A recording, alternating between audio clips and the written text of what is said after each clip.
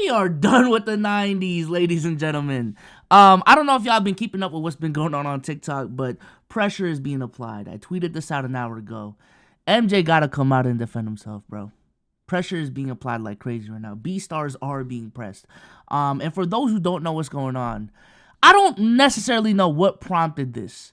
In March 7th of 2024, of a really good NBA season, to be honest with you. But, you know, the GOAT conversation is something that'll never end. The GOAT conversation is something that's going to keep on going until the end of time. And it's because of this channel right here, or this page, Yo Reaction, okay? He has a couple pinned TikToks over here, right? And he's been going on this series that I would just like to call, we done with the 80s, we done with the 90s. And very similar to Barry McCockiner a couple years back.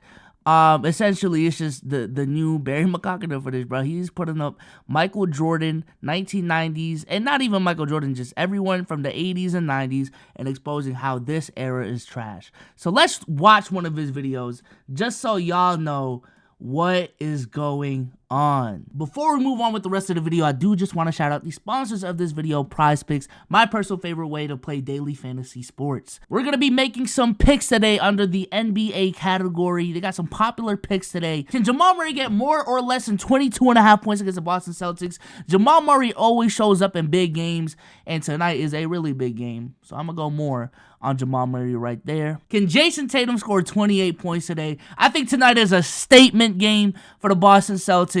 And contrary to popular belief, I believe in my guy. I think he's going to show up today. I'm going to put $10 on the entry, place entry, and that is how you place an entry on Prize Picks. And thanks to our friends over at Prize Picks, if you guys use code SLZ, you guys can get a 100% match on your first deposit up to $100. Links will be in the description for that. And shout out to Prize Picks for sponsoring this video. With the 80s, after Larry Bird do this big trash move, watch Jordan pick it up. Ain't got no left hand, gonna go left. Watch this. Smoke the layup. That's garbage. Here we go. This is the very next play down. Again, Jordan is a right-handed bandit. He won't use his left for nothing. It look even worse in slow-mo. Look, he just won't use your left, Mike. Right there. Why won't this man use his left hand? Watch Larry Bird try to get his game off. Watch this. Garbage. I don't want to. So yeah, it's not just Mike. It's literally the whole era. Garbage. Watch Jordan. So he's been calling Michael Jordan the right hand bandit. Let's watch the rest of this one right here. He refuses to go left. Go left, Mike. Oh, of course he gonna go right. Man, I would have locked him up. And watch how they go down the court. Look at Larry. He ain't got no move. Do a spin move, Larry. He almost throwing it away. Larry, garbage. Hey, watch this. Look at this. Look at. Okay, he going right. Everybody, he going right. He going right. Look, it's garbage. I'm gonna show y'all some clear-cut evidence of how the lead was rigged. It's gonna go off of Mike. Watch this.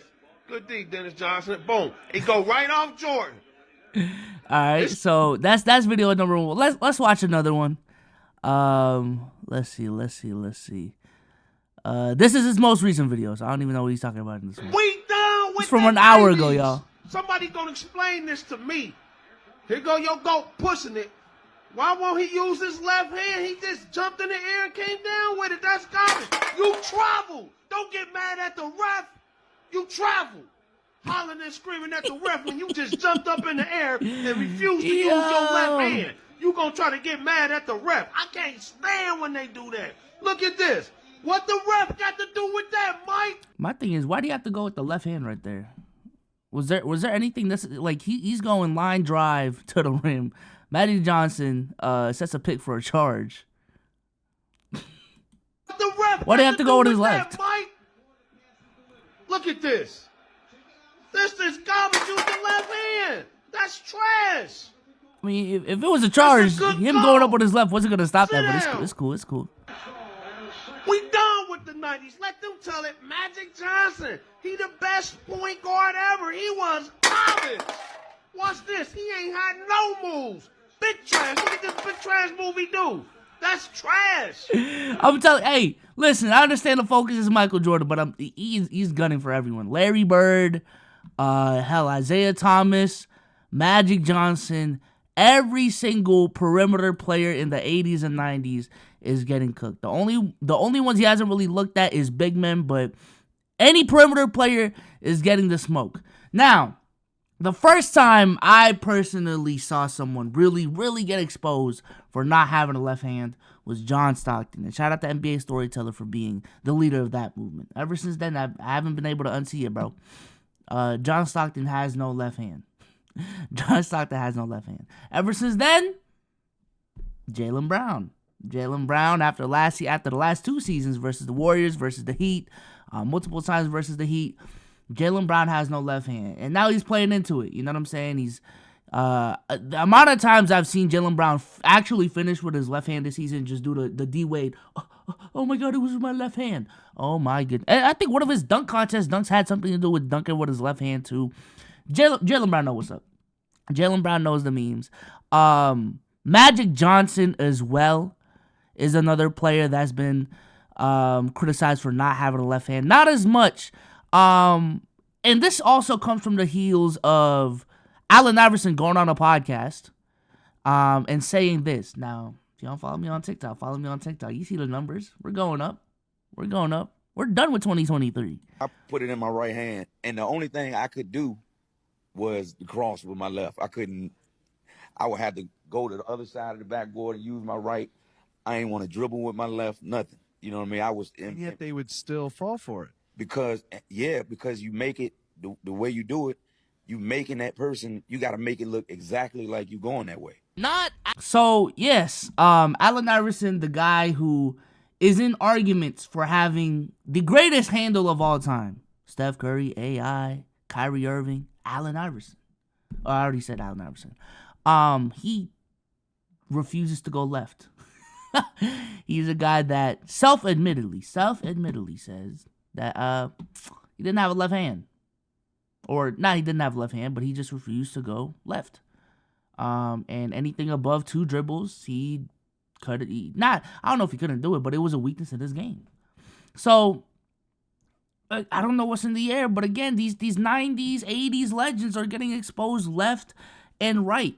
And now other videos have come out as well of people trying to analyze if Michael Jordan really did have a left hand or not. Here's another video right here. Is it true that Michael Jordan didn't have a left hand? No, but I tell you what. Oh, this is Chilltown. I forgot Hold on. We gotta go to the original video first. Cause I see this. Chilltown was pissed. Hey, bro, Chilltown was pissed. Hold on. We gotta go to this one first. Is it true that Michael Jordan didn't have a left hand? I didn't even know this was a question until recently, but I keep getting these TikToks on my For You page of a guy who breaks down old games from the 80s and 90s. He hates them. He says they're bad basketball. And in the most recent game that he broke down, he called Michael Jordan the right-hand bandit. He said he could not go left. And then yesterday, a different creator, he's on this account, Esquire Sports, it's pretty cool. He made his own video about the poor quality of basketball in the 1990s. And I've been finding all this really interesting because from what I've seen on TikTok, these games actually do look pretty bad. It does look like MJ can't go left. And the deeper I dug, the more this became apparent. Isaiah Thomas has been quoted saying that the game plan for MJ in his early years was send him left. But some people call Isaiah Thomas a hater. Well, Kenny the Jet Smith said it too. George Gervin revealed that it took a while before Jordan became a consistent scorer with his left. And I think that's kind of wild. So I decided to do what very few people do when it comes to MJ discourse. I went back and watched one of his games. Not just that, I charted it too. I chose game 1 of the 91 finals. It's on YouTube and it's a good MJ game. 36 points, 14 of 24 from the field. I wanted to see how he got those points. Specifically when he dribbled, so catch and shoot is not here. Alright, so the dots that I'm going to put on the screen, they indicate how a possession ended. Blue means it ended in a pass. Red is a miss. Green is a make. Orange is a turnover. The arrows indicate which hand somebody is dribbling. So you really want arrows to are the right hand. You really want it. I need y'all to understand. It kind of looks purple. I'm about to show the chart 1/2 at a time, so get ready. Drum roll, please. Okay, so this is the right side. I didn't put jump shots here. This is any time Jordan dribbled twice or more. That's a lot of right-handed dribbling, but it's the right side of the court. We'll cut him some slack. Only 5 lefty possessions, all going left, 4 passes and a miss. Left side will probably be better, right? Guys, I think the allegations might be true. That's a lot of yellow, dude. On the left side of the court, that's a lot. It's hard to make sense of what you're looking at, so I wrote it out too. Keep in mind, this is just some random game. Maybe it's not super representative, but Jordan touched the ball a lot in this one. So with his right hand, he was 7 of 12 from the field. He made 13 passes, and he had 1 turnover. With his left hand, he was 0 of 2. He passed the ball 6 times. He had 3 turnovers and a loose ball. I broke down sides of the court as well. On the left side of the court, where you should use your left hand, he was 66% right hand with 6 lefty dots total, and 3 of those dots were turnovers. None were shots. On the right side, he was 13 dots out of 18 with his right hand. He had 5 lefty dots. They were all passes except except for one miss. It's hard to talk about this without sounding like I'm agenda spreading, but Jordan was just not good with his left in this game. Look, drive in with the right, switch to the left, lose the ball. He made 5 shots on the left side. Damn, with the all footage after too. right-hand dribbling. Right here above my head, he started dribbling left. He realized he couldn't control it. He switched back to his right and made a shot. Down here, he tried to go left and switched back. I noticed that a lot this So game. again, he just analyzes one game and the tendencies per possession of what Michael Jordan did. There's the original video he reacted to too, and that now let's go to Chill Town. Now let's go to Chill Town, what he had to say. Is it true that Michael Jordan didn't have Hey, Chill Town was mad. No, but I tell you what, I challenge you to prove to me that he couldn't go left on a consistent basis for a 15-year career, that he had no weak hand. He couldn't do anything with his weak hand. According to you and according to all of your cronies, prove it to me. Cronies Prove to me is that Michael crazy. Jordan, from the time he showed up in the NBA to the time he left in 2003, his left hand was weak. He couldn't do anything with his left hand. Prove it to me. I challenge you to do that. Now look at these replies. Now hold on. Look at the comments. Look at the comments. Unk fighting for his life ever since we done with the 80s. We done with the 80s. He kind of did, Unk. There's no way people actually look back on the 80s and 90s games and think they're even closer to the level of today's games. Andrew Wiggins dropping 70 in Jordan's era. I'm going to be honest with you, chat. At this point in time, I don't even know what a good era is at this point. Because 60s is segregation basketball. 70s, the NBA arguably wasn't even the best league. They had to merge with the ABA. We done with the 80s. We done with the 90s. The 2000s, I guess, doesn't have a weakness, but, you still look at the spacing back then, and the skill of the players back then. A lot of those players wouldn't survive in today's NBA. We get into the 2010s, you can argue in the early 2010s, there wasn't any dominant bigs down low. There weren't really any dominant bigs dominating the game. Like, it'd be Dwight Howard and then a jump from Dwight Howard to Joakim Noah and Roy Hibbert, friend of the show, all due respect. But that's a complete difference from, Shaq, David Robinson, Hakeem Olajuwon, and Tim Duncan, Kevin Garnett, Dirk Nowitzki, and all of that, you know what I'm saying? And then everything post-2015 is, no defense. The conversation's about no defense, I feel like 10 years from now, that's going to be the discussion with our era right now. All this skill, cool and fine, but there was no defense being played, right? So at this point, I don't even know what a good or a bad era is at this point. I'm just enjoying basketball and things of that nature, but I know that's a Mickey answer. And I will stay consistent. I don't have a problem with Jordan not having a left hand. I'm sorry.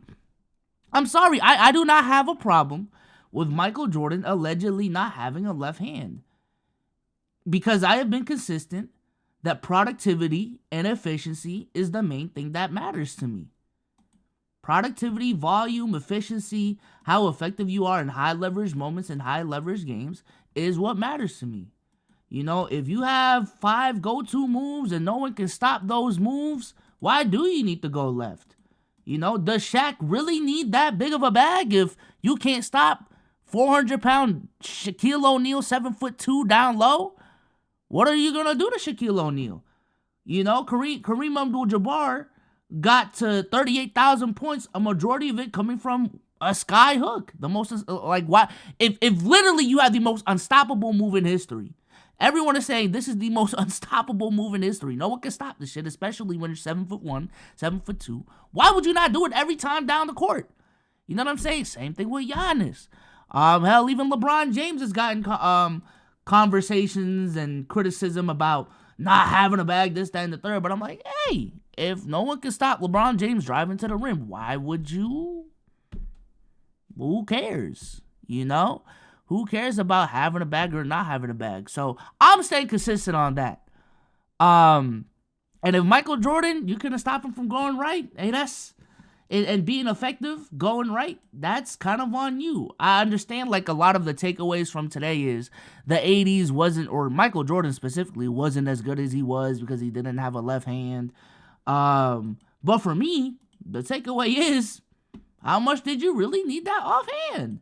Because even recently, listen, we like to clown on Jaylen Brown, but if everyone knows Jaylen Brown's weakness is going left, how is he still able to be an effective basketball player without not having a left hand? Is it A, because he's really effective with his right hand? Is it B, can he affect the game in other ways outside of dribbling the ball and being an off-court player, playing defense, playing the passing lanes, running the fast break, cutting to the rim off ball, shooting spot-up shots, and being at the right time at the right moment? Maybe, I don't know. You know, passing the ball, all of these different things that you can affect the game by. You know, maybe that's it. C, all of the above. D, none of the above. And the answer is C, all of the above, bro. Like, I don't know.